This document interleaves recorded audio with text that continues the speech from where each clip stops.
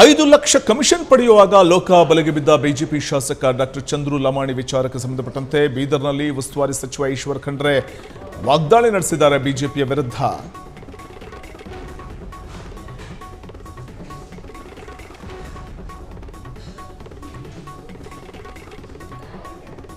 ಬಿಜೆಪಿಯವರು ಕಾಂಗ್ರೆಸ್ ಮೇಲೆ ಆರೋಪ ಮಾಡುವ ಮೊದಲು ಆತ್ಮಾವಲೋಕನ ಮಾಡಿಕೊಳ್ಳಬೇಕು ಅಂದಿದ್ದಾರೆ. ಇವತ್ತು ಬಿಜೆಪಿ ಪಕ್ಷದಲ್ಲಿ ಏನು ನಡೀತಾ ಇದೆ, ಇವತ್ತು ಲೋಕಾಯುಕ್ತ ತನಿಖೆ ನಡೀತಾ ಇದೆ.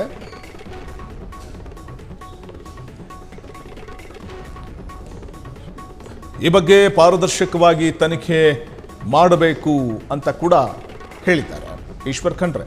ಶಾಸಕ ಚಂದ್ರು ಲಮಾಣಿ ಮೇಲೆ ಒಂದು ಕಡೆ ಕಠಿಣ ಶಿಕ್ಷೆ ಆಗಬೇಕು ಅನ್ನುವಂಥ ಒತ್ತಾಯ ಕೂಡ ಕೇಳಿ ಬರ್ತಾ ಇದೆ. ಈ ರೀತಿ ಬ್ರಹ್ಮಾಂಡ ಭ್ರಷ್ಟಾಚಾರದಿಂದಲೇ ರಾಜ್ಯದ ಜನರು ಬಡವರಾಗ್ತಿದ್ದಾರೆ. ಮತ್ತೊಂದು ಕಡೆ ಬಿಜೆಪಿಯಲ್ಲಿ ಬ್ರಹ್ಮಾಂಡ ಭ್ರಷ್ಟಾಚಾರ ಪುನರಾವರ್ತನೆ ಆಗ್ತಾ ಇದೆ. ಜನ ಇದರಿಂದ ಬೇಸತ್ತು ಹೋಗಿದ್ದಾರೆ. ಹೀಗಾಗಿ ಮತ್ತೆ ಬಿಜೆಪಿಯನ್ನು ಸೋಲಿಸ್ತಾರೆ ಅಂತ ಈಶ್ವರ್ ಖಂಡ್ರೆ ವಾಗ್ದಾಳಿಯನ್ನು ನಡೆಸಿದ್ದಾರೆ ಬಿಜೆಪಿಯ ವಿರುದ್ಧ. ನೋಡಿ, ಈಗಾಗಲೇ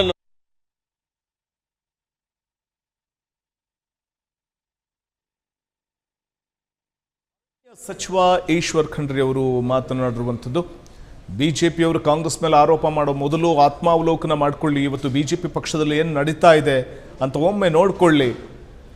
ಇವತ್ತು ಲೋಕಾಯುಕ್ತ ತನಿಖೆ ನಡೀತಾ ಇದೆ, ಸೂಕ್ತವಾದ ರೀತಿಯಲ್ಲಿ ತನಿಖೆ ಆಗುತ್ತೆ ಅನ್ನುವಂಥ ಮಾತನ್ನು ಈಶ್ವರ್ ಖಂಡ್ರೆ ಹೇಳಿದ್ದಾರೆ. ಈ ಬಗ್ಗೆ ಪಾರದರ್ಶಕವಾಗಿ ತನಿಖೆ ಮಾಡಬೇಕು, ತನಿಖೆ ಆಗುತ್ತೆ ಎಂದಿದ್ದಾರೆ. ಚಂದ್ರು ಲಮಾಣಿ ಮೇಲೆ ಅತ್ಯಂತ ಕಠಿಣ ಶಿಕ್ಷೆ ಆಗಬೇಕು ಅಂತ ಒತ್ತಾಯ ಮಾಡ್ತೀನಿ ಅಂತ ಕೂಡ ಈ ಸಂದರ್ಭದಲ್ಲಿ ಅರಣ್ಯ ಸಚಿವ ಈಶ್ವರ್ ಖಂಡ್ರೆ ಒತ್ತಾಯಿಸಿದ್ದಾರೆ. ಈ ರೀತಿ ಬ್ರಹ್ಮಾಂಡ ಭ್ರಷ್ಟಾಚಾರವನ್ನು ನಡೆಸ್ತಾ ಇರುವಂಥದ್ದು ಬಿಜೆಪಿಯಲ್ಲಿ ಮಾತ್ರ, ಅದು ಮತ್ತೆ ಪುನರಾವರ್ತನೆ ಆಗ್ತಾ ಇದೆ ಅಂದಿದ್ದಾರೆ.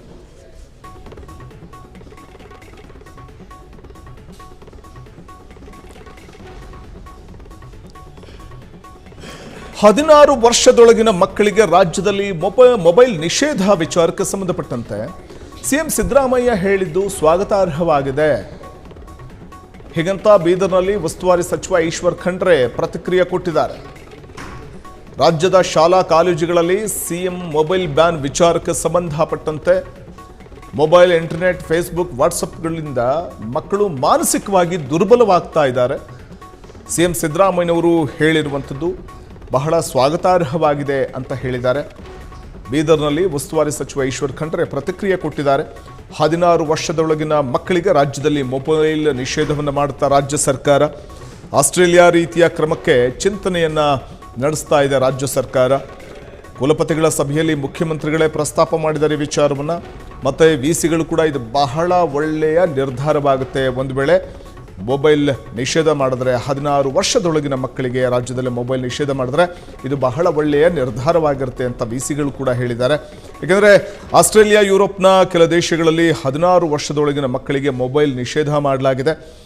ರಾಜ್ಯದ ವಿದ್ಯಾರ್ಥಿಗಳು ಜಾಲತಾಣಗಳ ವೀಕ್ಷಣೆಯಲ್ಲಿ ಕಾಲ ಕಳೀತಾ ಇದ್ದಾರೆ. ಇದರಿಂದ ಓದಿನಲ್ಲಿ ಹಿಂದುಳಿತಾ ಇದ್ದಾರೆ ಅನ್ನುವಂತಹ ಕಾರಣಕ್ಕೆ ಇಂಥ ನಿರ್ಧಾರವನ್ನು ಏನಾದರೂ ಆರೋಪ ಮಾಡೋಕ್ಕಿಂತ ಮೊದಲು ಆತ್ಮಾವಲೋಕನ ಮಾಡಿಕೊಳ್ಳುವಂಥದ್ದು ಬಹಳ ಅವಶ್ಯಕತೆ ಇದೆ. ಅವ್ರೇನು ಮಾಡ್ತಾ ಇದ್ದಾರೆ, ಅವ್ರ ಪಕ್ಷದವ್ರು ಏನು ನಡೀತಾ ಇದೆ, ಇದನ್ನು ಇವತ್ತು ಯಾವ ರೀತಿಯಲ್ಲಿ ಲೋಕಾಯುಕ್ತ ತನಿಖೆ ನಡೀತಾ ಇದೆ, ಪಾರದರ್ಶಕವಾಗಿ ತನಿಖೆ ನಡೀಲಿ.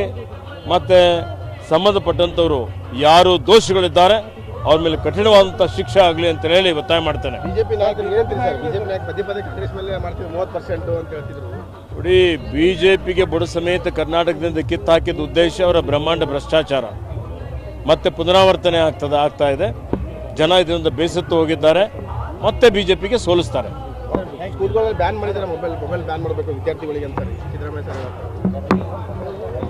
ನೋಡಿ, ಇದು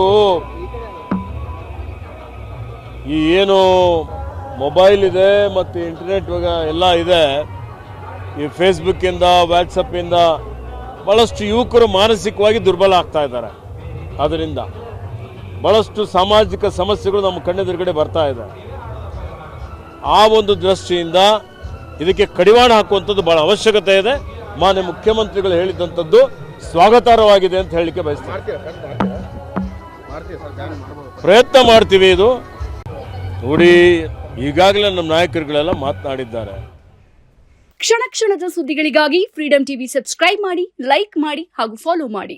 ಹೊಸ ಸುದ್ದಿಗಳ ನೋಟಿಫಿಕೇಶನ್ಗಾಗಿ ಬೆಲ್ ಐಕಾನ್ ಮೇಲೆ ಕ್ಲಿಕ್ ಮಾಡಿ.